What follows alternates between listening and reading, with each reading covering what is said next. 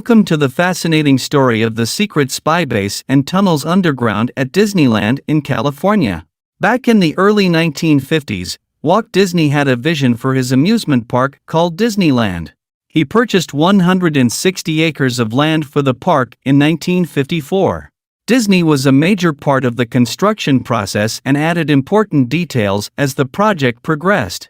He personally supervised the construction of the Tomorrowland exhibit and the secret spy base that was built under the exhibit. Wait, what? A secret spy base under Disneyland? Yes, you heard right. Before we get into the details of this, let's take a look at why it was built in the first place. The United States and the Soviet Union were at the height of the Cold War around the time Disneyland was being built. Tensions were high in the United States amongst both the government and citizens. They feared a nuclear attack and became increasingly paranoid of communist spies. There were enemy spies on American soil, some of them were American citizens. The CIA was recently formed and were busy with surveillance all around the world, including at home in the USA. When Disney purchased the land for his amusement park, the American government convinced Disney to add an underground tunnel and bunkers in case of a nuclear attack.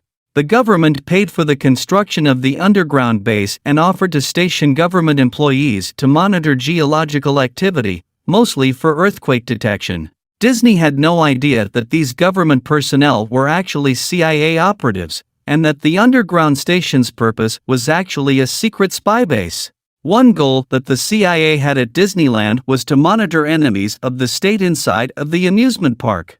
The code name for this CIA program was Operation Mousetrap.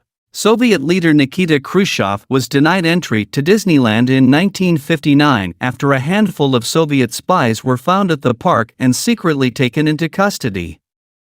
One of the spies they caught was the famous American communist child spy, Little Johnny Swerko. Another capture was Marek Stasny, who was part of the notorious Stasny brothers spy ring. The CIA was pleased with the success of their new secret base until one afternoon, in late July of 1961. Disneyland worker Knut Johansson was working at the park as the Disney character Goofy. It was a scorching hot day and the 20-year-old employee started to overheat in the costume. Johansson didn't want to scare or disappoint any of the children in the park by taking the costume head off in front of them. So he walked over to the groundskeeper's garage in search of cold water to cool himself off. He got to the shed and found a sink to splash some water on his face.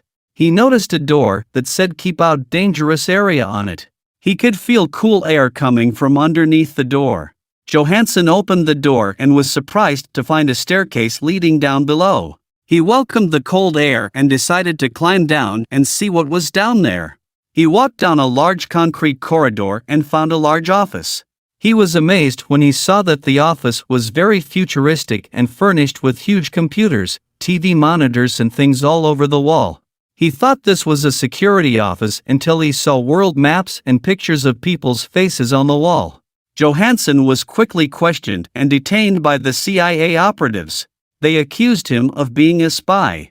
He was held for close to 12 hours until the CIA were convinced that the 20-year-old man wearing a Goofy costume wasn't a threat. They forced him to sign a document stating that he would never speak of what he saw at Disneyland.